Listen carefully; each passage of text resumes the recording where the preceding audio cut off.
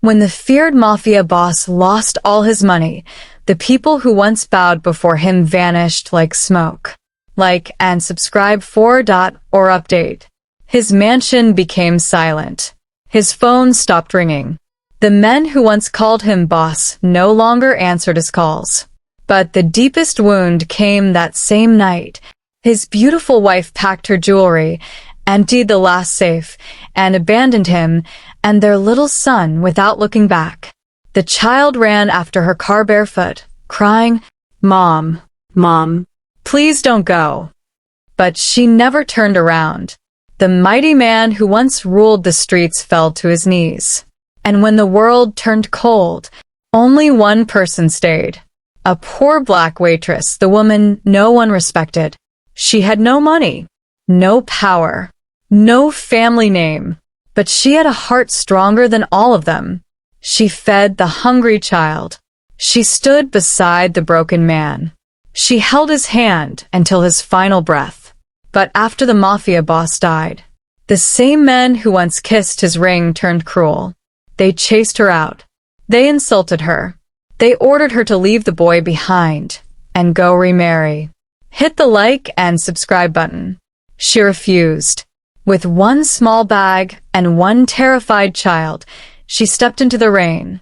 They laughed as she disappeared. Years later, they stopped laughing because the boy they abandoned was coming back.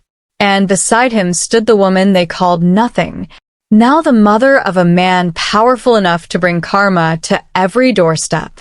Feared. He was a mafia boss whose name opened doors and closed mouths. Police feared him.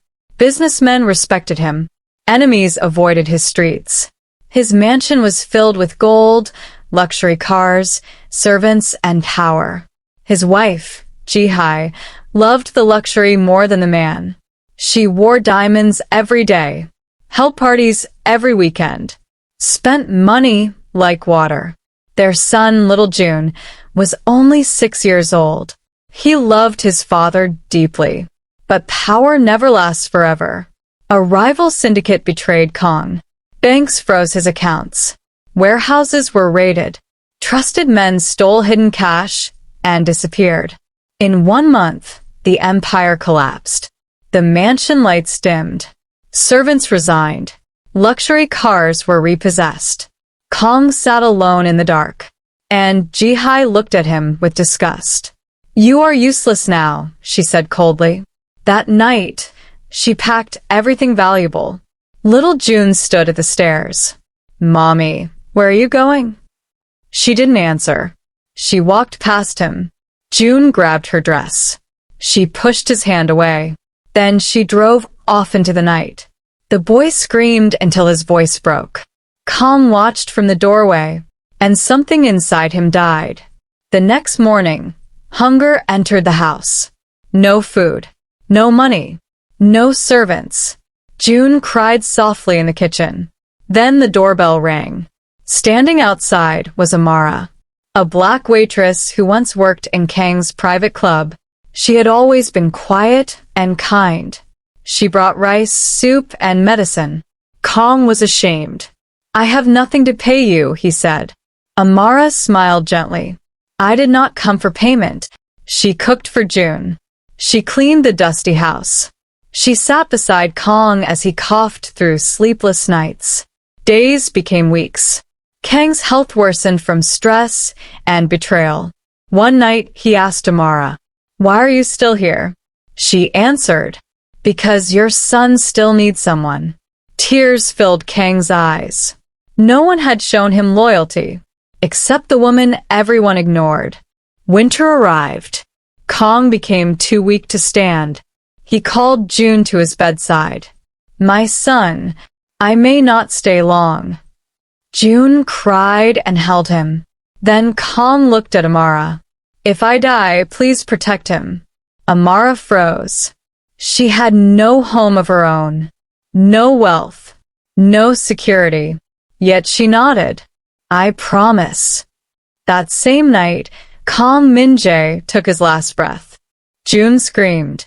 Amara held him tightly as the child shook in pain. But grief had no time to breathe. Because the next morning, black cars arrived. Former mafia lieutenants entered the mansion. Men who once bowed now spoke with arrogance. This house belongs to the organization. The boy belongs with us. And you, one man sneered at Amara. You are nothing. They threw her clothes outside. One man said, leave the boy and go marry another man. June clung to Amara's waist. No. She is my mother. The room fell silent. Amara looked down in tears. Then she spoke clearly. If he calls me mother, I will never leave him. Please hit the like and subscribe button and also comment. They pushed them out with one bag. No money, no shelter, no future. Rain poured heavily. June shivered. Amara removed her coat and wrapped him in it. They slept that night in a train station. She stayed awake to protect him. The next day, she searched for work. Restaurants rejected her. Factories rejected her. Some insulted her. Others underpaid her. Still, she never gave up. She washed dishes by day, cleaned offices by night, and every evening she taught June respect, discipline, education, patience. Power without character destroys itself, she said. June listened carefully. Years passed. June grew tall, calm, and intelligent. He studied harder than anyone. He learned boxing in cheap gyms. He learned business from library books. He learned languages online. Whenever he felt angry, Amara would say, use pain as fuel, not poison. At 18, June won a scholarship abroad. At university, he built small online businesses, then bigger ones, then investments. By 25, he was wealthy. By 28, he owned security firms, hotels, logistics companies. He had influence politicians respected. But every success began with one memory. A woman carrying him through the rain. He bought Amara a beautiful home, but she remained humble. I only did what love required, she said. One day, June asked, Mother, are you ready to go back? She knew what he meant. Seoul, the city that mocked them. They arrived quietly, but whispers spread fast. A young billionaire had come. His face looked familiar. The old mafia men were now aging, broke, and divided. Some had gambling debts. Some had prison records. Some lived in fear. And Jihai, the glamorous wife who ran away? Her lover had stolen her money years ago. She lived in a small apartment, bitter and forgotten. Then invitations were sent across the city. Grand opening, Minera Group Tower. No one knew the owner's full story. Until they arrived. June stepped onto the stage. Beside him stood Amara, in elegant grace. He took the microphone. My name is June Kong. Gasps filled the room. I am the son many of you abandoned. The room froze. You threw our clothes into the street. Security escorted the trembling man out. And you, he looked at another. You told my mother to remarry and forget me. That man collapsed in shame. Then Jihai stood crying. June, I am your real mother. The room watched. June's eyes were cold. A mother is not the one who gives birth. He turned to Amara. A mother is the one who stays. Tears rolled down Amara's cheeks.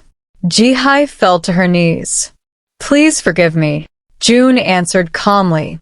I release hatred, but you cannot reclaim what you abandoned. He walked away. The crowd stood in silence. Because karma had spoken without shouting. June renamed his company headquarters, Amara Tower. He created scholarships for abandoned children, homes for widows, training centers for poor youth. When reporters asked why, he said, because one woman with nothing gave me everything. Amara never wanted fame. She only wanted June happy. One evening they visited Kang's grave.